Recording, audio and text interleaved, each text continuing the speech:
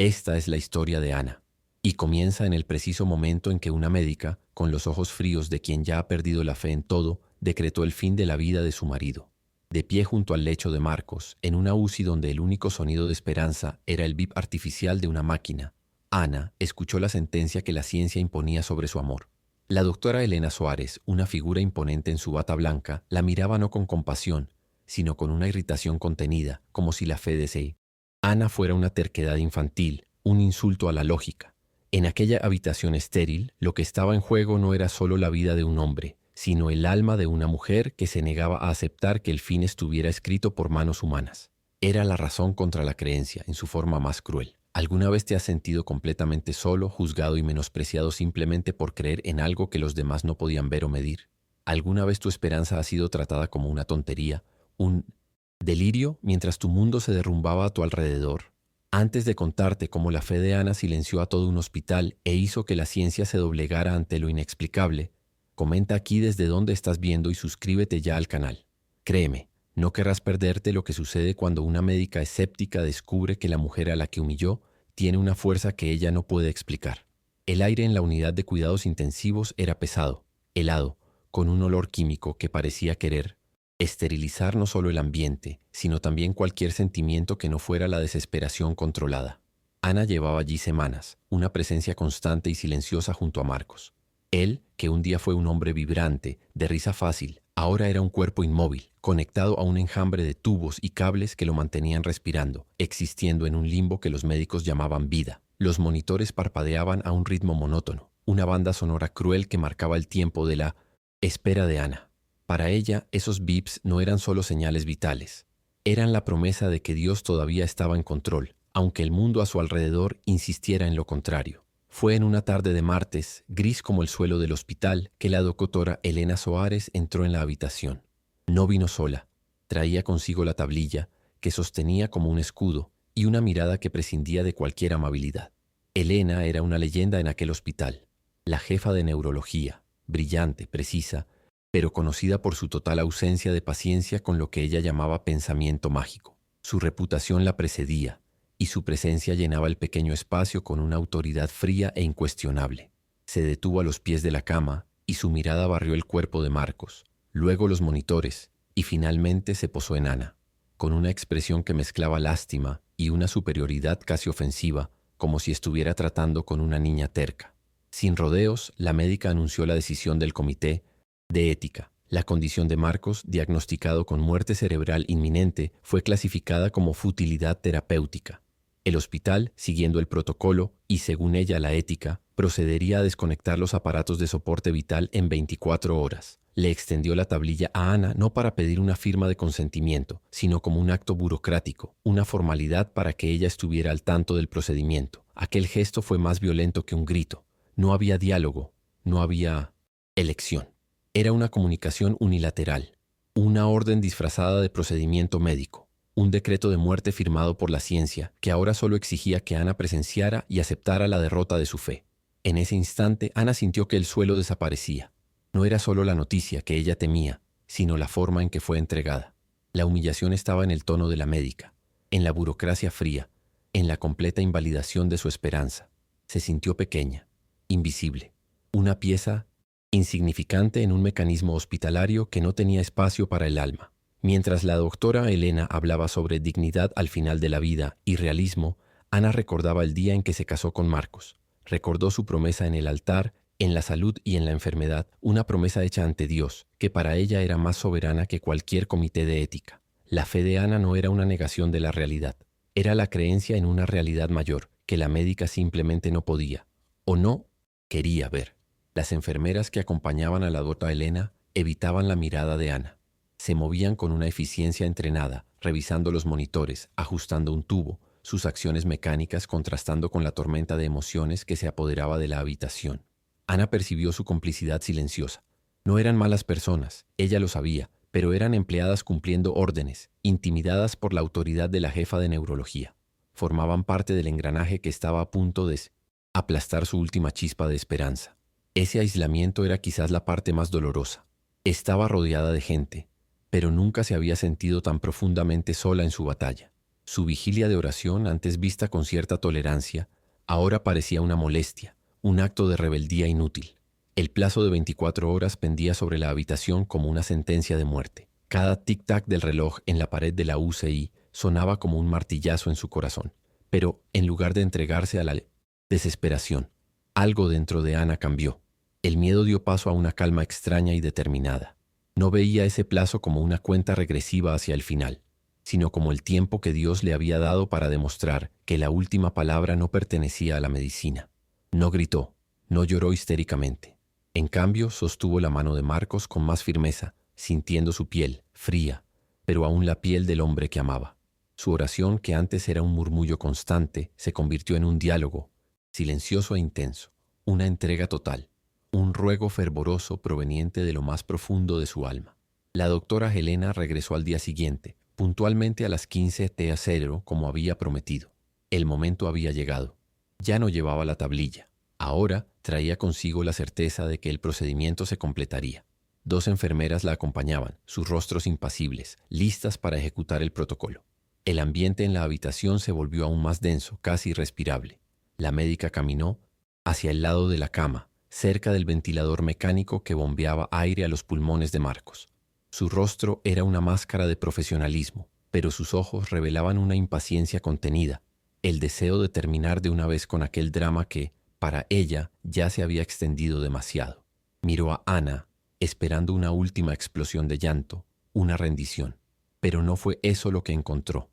Ana encontró la mirada de la médica, y por primera vez en aquel hospital no había miedo en sus ojos. Había una serenidad que parecía fuera de lugar, una fuerza silenciosa que desarmó la hostilidad inminente. No suplicó, no argumentó contra el diagnóstico, no cuestionó la autoridad de la doctora Melena. En cambio, su cuerpo se relajó y enderezó la postura, como si se estuviera preparando no para una derrota, sino para el momento más importante de su vida. La médica, que esperaba lágrimas y súplicas, quedó visiblemente desconcertada por aquella calma. La compostura de Ana era una forma de resistencia mucho más poderosa que cualquier grito, pues venía de un lugar que la ciencia de la médica no podía alcanzar ni medir, y eso la irritaba profundamente. Con la voz baja, pero firme, una voz que no temblaba, Ana hizo una petición que flotó en el aire, cargada de un peso inesperado. «Doctora, por favor», dijo mirando directamente a los ojos de Helena, «deme solo un minuto, un último minuto para orar con él». No era una exigencia ni un desafío. Era un ruego humilde, pero hecho con una dignidad que hacía casi imposible rechazarlo sin revelarse como una persona cruel. En esa simple petición, Ana transfirió todo el poder de la situación. Ya no estaba siendo sometida a un protocolo. Estaba dictando el ritmo de aquel momento final, reclamando un espacio sagrado en medio de aquel ambiente estéril y escéptico. La doctora Helena fue tomada por sorpresa. Sus labios se contrajeron en una línea fina de irritación. Quería decir que no. Quería afirmar que el tiempo de la esperanza había terminado y que aquello era solo una prolongación inútil del sufrimiento. Pero los ojos de las 2 enfermeras estaban sobre ella, y había algo en la postura de Ana que la detenía. Ceder a esa petición sería una debilidad, pero negarla sería una crueldad innecesaria. Con un suspiro audible, lleno de impaciencia y condescendencia, cedió. «Un minuto. Solo uno», dijo, con voz cortante, como si estuviera concediendo un favor inmerecido. Se cruzó de brazos, un gesto claro de que solo estaba esperando, cronometrando el fin de aquella fantasía religiosa. El clima en la habitación cambió instantáneamente. La tensión de la ejecución inminente fue reemplazada por un silencio incómodo y pesado.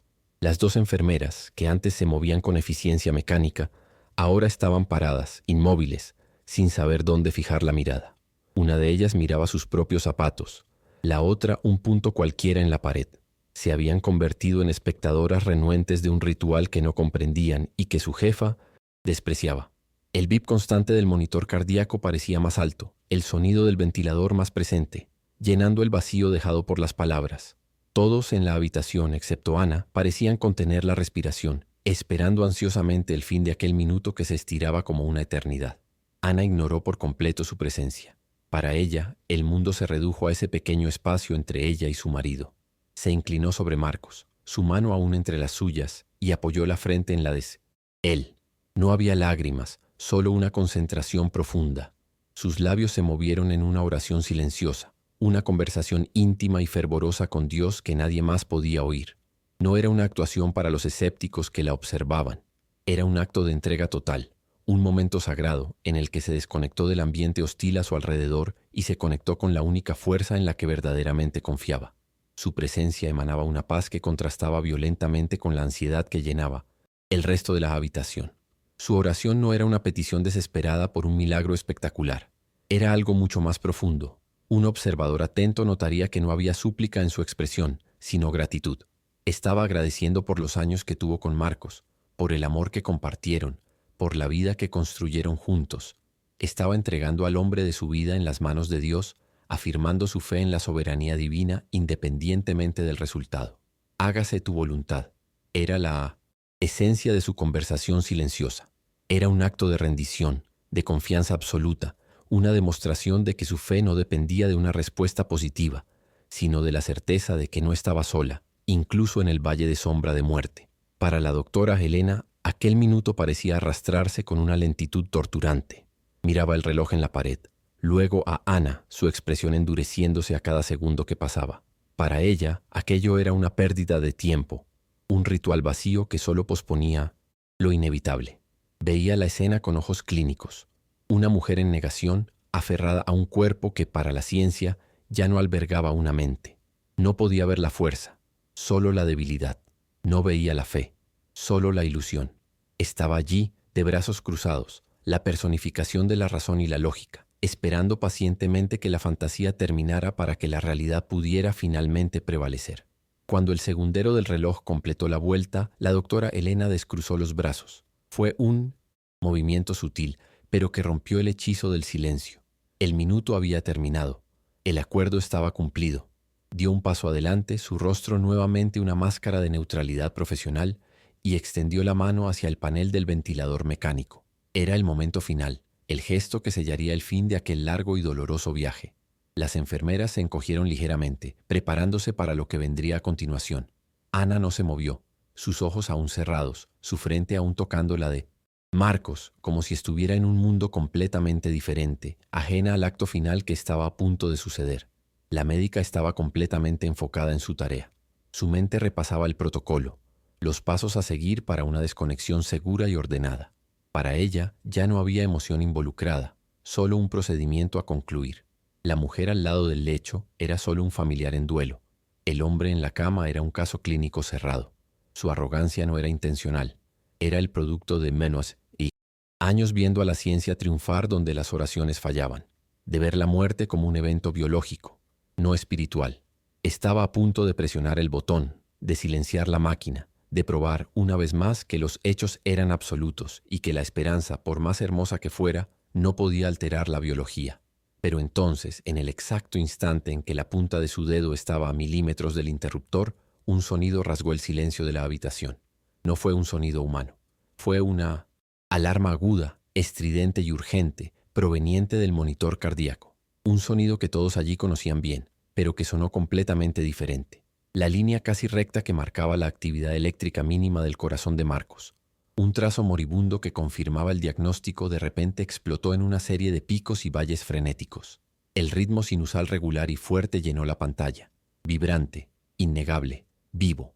La doctora Helena se congeló, su mano flotando en el aire, su cerebro luchando por procesar lo que sus ojos estaban viendo. Lo imposible estaba sucediendo. Al shock inicial le siguió una ola de incredulidad que paralizó a todos. La mano de la doctora Helena permaneció suspendida en el aire, un monumento involuntario a su propia arrogancia deshecha. Sus ojos, antes tan fríos y analíticos, ahora estaban desorbitados, fijos en el monitor cardíaco como si fuera una aparición. La línea verde vibrante en la pantalla no era un error, no era una interferencia, era un ritmo cardíaco fuerte, estable, el tipo de señal que ella no veía en ese paciente desde hacía semanas. Su mente científica, entrenada para encontrar explicaciones lógicas para todo, entró en cortocircuito. No había precedente, no había explicación en el manual. Era un evento que simplemente no debería, no podría estar sucediendo. El silencio en la habitación fue roto solo por el bip rítmico y vigoroso que ahora sonaba como un trueno. Antes de que alguien pudiera procesar el primer shock, sonó una segunda alarma, esta proveniente del monitor de actividad cerebral. Una enfermera, la más joven, se llevó la mano a la boca para ahogar un grito.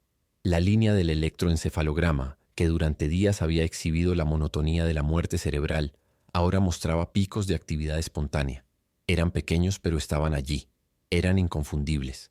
Eran la prueba de que algo estaba sucediendo dentro del cráneo de Marcos, algo que todos los exámenes habían declarado imposible. La ciencia que había firmado el certificado de defunción neurológica de aquel hombre estaba siendo refutada en tiempo real, en una pantalla de cristal líquido ante los ojos de su mayor defensora. Y entonces el toque. En medio del caos de las alarmas y la parálisis del equipo médico, Ana lo sintió. Fue sutil, casi imperceptible, pero para ella fue como un terremoto. La mano de Marcos que ella sostenía con tanta devoción, la mano que había estado fría e inerte durante tanto tiempo, se movió. Sus dedos se contrajeron ligeramente, apretando la mano de ella. No fue un espasmo, no fue un reflejo. Fue un apretón deliberado, una respuesta. Ana abrió los ojos lentamente y las primeras lágrimas finalmente rodaron por su rostro. Pero no eran lágrimas de tristeza o desesperación. Eran lágrimas de una alegría tan abrumadora, de una vindicación tan profunda, que parecían lavar todo el dolor y la humillación que había soportado. El hechizo de la incredulidad se rompió. El caos controlado, típico de una emergencia de UCI, explotó en la habitación, pero esta vez no era para administrar el fin de la vida, sino para luchar desesperadamente por ella. ¿Código azul? No, no es una parada, gritó la enfermera mayor, su voz temblando mientras sus instintos tomaban el control. La doctora Elena, arrancada de su estupor, finalmente bajó la mano. Su rostro estaba pálido, una máscara de shock y confusión. La mujer que minutos antes estaba al mando absoluto, lista para apagar los aparatos, ahora parecía perdida, su autoridad pulverizada por lo inexplicable. Miró de Ana a los monitores y luego a Marcos, como si estuviera viendo a un fantasma. Aumenten la sedación, revisen los accesos. Quiero un nuevo análisis de sangre, ahora. La doctora Elena finalmente logró gritar, su voz sonando extraña, casi frágil. Las órdenes salían, pero la convicción había desaparecido. Estaba operando en piloto automático, siguiendo protocolos para una situación que nunca imaginó enfrentar. La arrogancia se deshizo, reemplazada por una urgencia frenética y un miedo palpable, el miedo a lo desconocido. La médica, que siempre tuvo todas las respuestas, ahora estaba inundada de preguntas para las cuales su ciencia no ofrecía consuelo. La humillación era visible en cada gesto suyo. Una humillación no impuesta por Ana, sino por la realidad que acababa de desmoronarse ante sus ojos. Las enfermeras, antes tan pasivas y distantes, ahora se movían con una energía renovada, una esperanza contagiosa. Sus rostros ya no eran máscaras de profesionalismo indiferente. Estaban vivos con una mezcla de asombro, miedo y algo que se parecía mucho a la reverencia. Mientras una administraba medicamentos y otra revisaba las señales vitales que se estabilizaban a cada segundo, el enfermero más joven, un chico que siempre parecía asustado de la doctora Elena, se detuvo por un instante. Miró a Ana, que todavía sostenía la mano de Marcos, y se santiguó. Fue un gesto rápido, casi secreto, pero que selló la naturaleza de lo que estaba sucediendo allí. La ciencia estaba en pánico, pero la fe había encontrado su lugar. La noticia se extendió por el hospital con la velocidad de un incendio. Comenzó con susurros en los pasillos de la UCI. Luego se convirtió en una ola de rumores que llegó a otros pisos. El paciente de las 7 ha vuelto, decían algunos. Su esposa rezó y él despertó, cuchicheaban otros. La historia, despojada de los detalles técnicos, se convirtió en una leyenda instantánea, un faro de 1910. Esperanza en un lugar acostumbrado al dolor y la pérdida. Médicos y enfermeras de otros sectores aparecían discretamente en la puerta de la UCI, tratando de espiar, tratando de entender qué había sucedido en la habitación 7, que ahora parecía un epicentro de algo sagrado e inexplicable. El escepticismo habitual del ambiente hospitalario fue momentáneamente suspendido. En medio de toda la actividad frenética, Ana permaneció como un centro de calma. Finalmente soltó la mano de Marcos para que el equipo pudiera trabajar, pero no se alejó. Se quedó en un rincón de la habitación observando todo, su rostro sereno bañado en lágrimas silenciosas de gratitud. No dijo "te lo dije". No miró a la doctora Elena con triunfo. Su victoria no necesitaba palabras. Estaba allí, en los monitores que cantaban una canción de vida, en el movimiento del equipo que ahora luchaba por un milagro, y en el rostro conmocionado de la mujer que había decretado el fin. La fuerza de Ana no radicaba en demostrar que los demás estaban equivocados, sino en su inquebrantable convicción de que su fe era más fuerte que la desesperanza. La doctora Elena, después de dar las órdenes iniciales, retrocedió hacia la puerta. Observaba a su equipo trabajar, pero su mente estaba en otro lugar. Miraba a Ana, ya no con condescendencia, sino con una especie de asombro aterrorizado.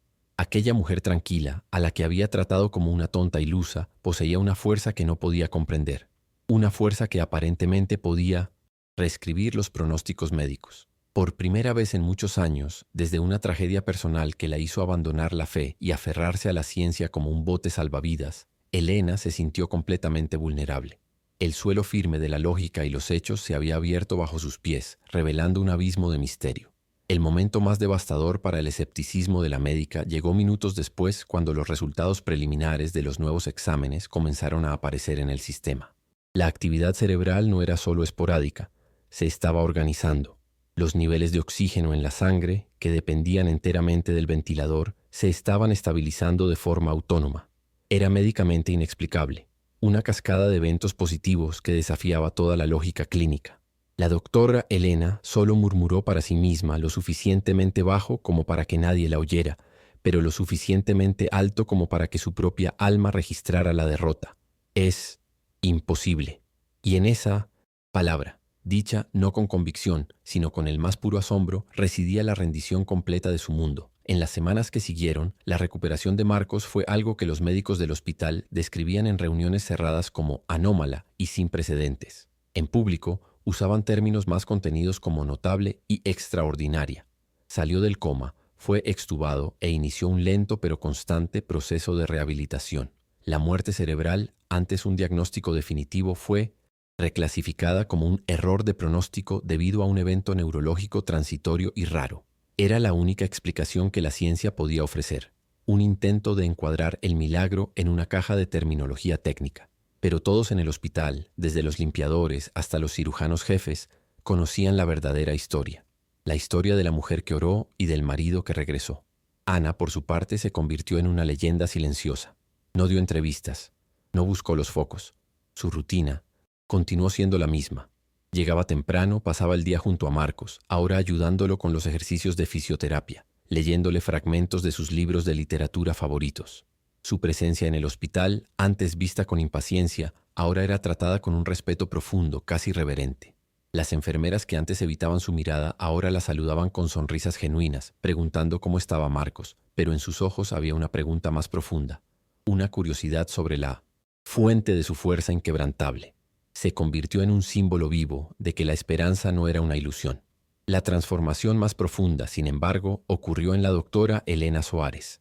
La arrogancia que la definía fue reemplazada por una humildad atormentada. Continuó supervisando el tratamiento de Marcos, pero ahora con una atención diferente, más cuidadosa, casi vacilante. Su certeza fue sacudida hasta sus cimientos. Fue vista varias veces parada en la puerta de la habitación de Marcos, solo, observando a Ana y a él juntos, una expresión de profunda reflexión en su rostro. El evento la forzó a confrontar no solo los límites de la medicina, sino los límites de su propia visión del mundo. Un mundo que había construido cuidadosamente sobre la ausencia de Dios. Cerca de un mes después del incidente, cuando Marcos ya estaba en una habitación normal y conversaba con claridad, la doctora Elena buscó a Ana. No la encontró en el pasillo o durante una visita médica formal. Esperó hasta el final del día, cuando el hospital estaba más tranquilo, y llamó suavemente a la puerta de la habitación. No llevaba su bata blanca. Estaba vestida con ropa de calle, pareciendo más pequeña, más vulnerable. No entró como la jefa de neurología, sino como una persona. No tenía una tablilla en las manos. Solo tenía el peso de un corazón transformado y la necesidad de decir algo que su antigua arrogancia jamás permitiría. Pidió hablar con Ana a solas por un momento. Marcos, percibiendo la seriedad de la situación, asintió con la cabeza. Las dos mujeres salieron al pasillo silencioso, iluminado por la luz tenue del atardecer. Por un largo momento la doctora Elena no dijo nada. Solo miró al suelo, luchando por encontrar las palabras. Finalmente levantó los ojos, y por primera vez, Ana vio en ellos no la frialdad de la ciencia, sino el dolor de un alma quebrantada. «Yo necesito pedirte perdón», dijo la médica, con la voz entrecortada. «No por el diagnóstico, seguí los protocolos, sino por mi arrogancia, por la forma en que te traté, cómo traté tu fe». Ana no respondió con palabras, solo la escuchó, su rostro sereno expresando una compasión que Elena no sentía merecer. La médica continuó, como si una presa se hubiera roto. «No creo en lo que pasó. No lo entiendo, pero lo vi. Y eso Eso me hizo cuestionarlo todo. La forma en que te juzgué, la forma en que descarté tu esperanza, estaba equivocada, profundamente equivocada. Las palabras salieron con dificultad como si fueran piedras. Era la confesión de una mujer que había construido su identidad sobre la certeza y que ahora se encontraba perdida en un mar de dudas. Era una rendición completa, no a la fe de Ana, sino a su propia limitación. En un gesto que sorprendió a Elena más que el milagro en el monitor, Ana extendió la mano y tocó suavemente el brazo de la médica. «Doctora, usted y su equipo salvaron la vida de mi marido», dijo Ana, con una sinceridad que desarmó cualquier resquicio de culpa. «Les estoy agradecida». Dios usó sus manos, su conocimiento. En ese momento Ana no solo estaba perdonando, estaba ofreciendo gracia. Le estaba dando el crédito a la médica, aliviando la carga de su humillación. Validó la fe no por la victoria sobre la ciencia, sino por la capacidad de restaurar la humanidad, de construir un puente donde antes había un abismo de desprecio. La doctora Elena no pudo contener las lágrimas. Rodaron libremente por su rostro las primeras lágrimas que derramaba en años, lavando la dura coraza que había construido alrededor de su corazón. No se convirtió en una persona religiosa de la noche a la mañana, pero algo fundamental dentro de ella había cambiado. La certeza ciega en la ciencia fue reemplazada por un respeto por el misterio, por la posibilidad de que existan fuerzas en el universo que no pueden ser medidas, diseccionadas o explicadas por protocolos. No encontró a Dios, pero encontró la duda, y en esa duda había más humildad y sabiduría que en toda su arrogancia anterior. Marcos recibió el alta algunas semanas después. Al salir del hospital, caminando con la ayuda de Ana, era un hombre visiblemente cambiado, no solo físicamente, sino con un nuevo aprecio por la vida que le había sido devuelta. Ana, por su parte, nunca contó la historia como una victoria personal. Para ella fue un testimonio del poder de Dios, un recordatorio de que la fe no se trata de entender, sino de confiar. Su historia se convirtió en parte del folclore de aquel hospital, contada y recontada, un recordatorio constante para médicos y enfermeras de que detrás de cada expediente existe un alma y detrás de cada diagnóstico puede haber un espacio para lo inexplicable. La vida siguió su curso.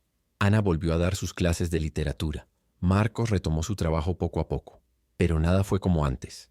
Vivían con una conciencia constante de la fragilidad de la vida y la inmensidad de la gracia. El verdadero milagro, solía pensar Ana, no fue solo la recuperación de Marcos, fue la transformación de un corazón escéptico, la ruptura de una arrogancia que se consideraba infalible. Fue la prueba de que la fe, cuando es verdadera y profunda, no busca humillar, sino sanar, no solo el cuerpo, sino también el alma de quienes la presencian. El impacto de aquel día reverberó de maneras sutiles. La doctora Elena se convirtió en una médica más compasiva, conocida por escuchar a sus pacientes con una paciencia que antes no poseía. Nunca más trató la esperanza de una familia como un síntoma de negación. Aprendió que la medicina y la fe no necesitaban ser enemigas. Podían coexistir, cada una ocupando su espacio sagrado en el complejo viaje humano entre la vida y la muerte. La habitación 7 de la UCI nunca más fue solo una habitación. Se convirtió en un lugar de memoria, un hito silencioso de un evento que desafió la lógica. Años más tarde, Ana y Marcos solían volver a aquel hospital, no como pacientes, sino para visitar y ofrecer una palabra de consuelo a otras familias que pasaban por la misma angustia. No predicaban, no intentaban convertir a nadie, solo compartían su presencia, su calma y la historia silenciosa que sus ojos contaban. La historia de que incluso cuando la ciencia traza una línea final, la fe puede dibujar un nuevo comienzo. La historia de que la oración más poderosa no es la que exige un milagro, sino la que confía en él, pase lo que pase. El recuerdo de aquel día en la UCI nunca se borró. Quedó grabado en la memoria de todos los que estuvieron allí, no como una historia de fantasmas, sino como un evento real, palpable y transformador. La imagen de la doctora Elena, con la mano suspendida en el aire, congelada entre la certeza científica y el milagro inexplicable, se convirtió en el símbolo definitivo de aquella tarde. Fue el momento en que la razón se cayó, en que la lógica se doblegó y en que el corazón de todo un hospital fue forzado a admitir que existen más cosas entre el cielo y la tierra de las que sueña nuestra vana filosofía. Aquel día, en una habitación de hospital donde la ciencia había decretado el fin, todos aprendieron una lección inolvidable. Aprendieron que donde la medicina ve un punto final, donde los diagnósticos sellan un destino y donde la lógica declara el fin del camino, la fe, silenciosa y resiliente, puede ser solo el comienzo de un milagro. La prueba de que la última palabra nunca pertenece a los hombres, por más sabios que se juzguen, sino a la fuerza invisible que rige la vida, la muerte y todo lo que existe entre ellas. Si esta historia de fe y resiliencia tocó tu corazón, por favor comparte este video con esa persona. No te olvides de suscribirte para más relatos sobre encontrar fuerza en la fe. Gracias por escuchar.